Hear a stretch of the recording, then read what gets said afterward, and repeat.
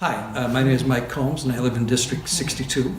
And I have been living in this area for about 25 years. Several years ago, when Sam Yingling was running for office, I voted for Sam. He and somebody else with him came to my door and told me he was campaigning on a platform of lowering property taxes and bringing fiscal responsibility to Springfield.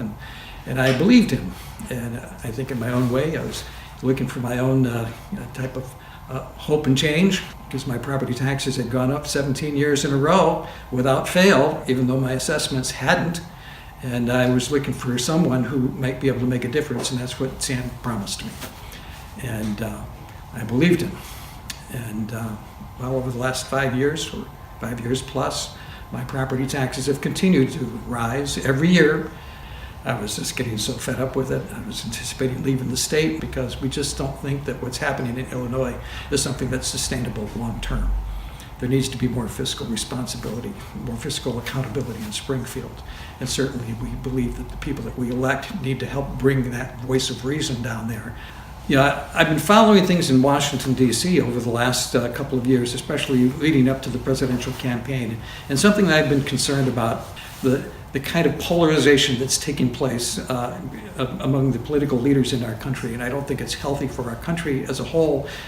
I didn't vote in the Republican primary earlier this year, and the real reason I didn't vote is because I didn't really think it mattered, because I thought that whoever won wasn't really going to have a chance against the Democratic machine. I look back on that and I regret that.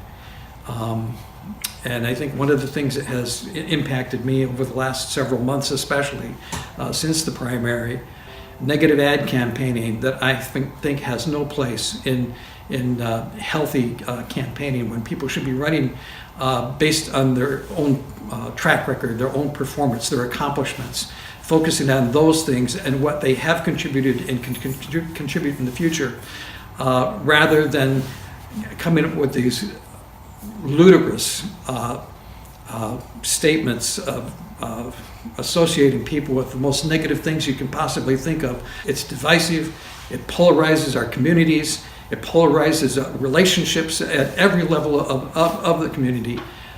Looking back at the primaries and the fact that I didn't vote, I started feeling bad about that. The only thing that evil needs to do to win is for good men to do nothing. And so I just felt like I needed to get involved in some way. But one thing that influenced me as I started reading a little bit more about what was happening locally, and I saw that after the primary, I saw the response of the person who lost the primary. And that made a huge impact on me, because it was a hotly contested, but a cleanly contested primary.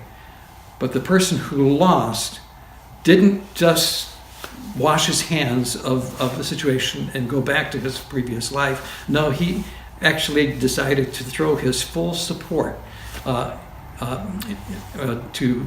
Ken Idstein.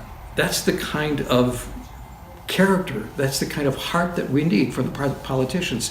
Those are the kinds of people, when we elect somebody that can garner that kind of support, those are the kinds of people who can be effective leaders and make and influence Springfield in a way that we need to have them influence Springfield. And so for the first time in my life, I decided to do whatever I can, whatever it might mean, to be an involved citizen, an engaged citizen with Ken Idstein. I've never done something like this before in my life. There's an opportunity for us to make real change here in Illinois, and I want to see that happen. And if I wind up leaving Illinois without ever having done anything to try to stem the tide, if you will, to try to change the direction of the state, then I've done a disservice to my children, I've done a disservice to my neighbors, I've done a disservice to myself. And so I just decided I wanted to get involved. And I've done door-to-door visits to people's homes, encouraging them to vote, encouraging them to consider Ken as a voice of reason for Springfield, a voice of meaningful change, someone who can engage across the aisles because he's not taking funding from the Republicans or the Democrats. He's a Republican, but he's an independent Republican. And to me, that's hugely important. We don't want somebody who's working more for the person who's funding him than the people who have elected him. And that's very important to me. Back in the primaries, I thought my voice didn't count. I was wrong. My voice does count. A single vote counts. Ken Idstein isn't going to be able to do it alone. He's going to need people that are standing with him. And the first way we can stand with him is to vote for him. They need to hear from us. They need to see from us. And it starts with our vote.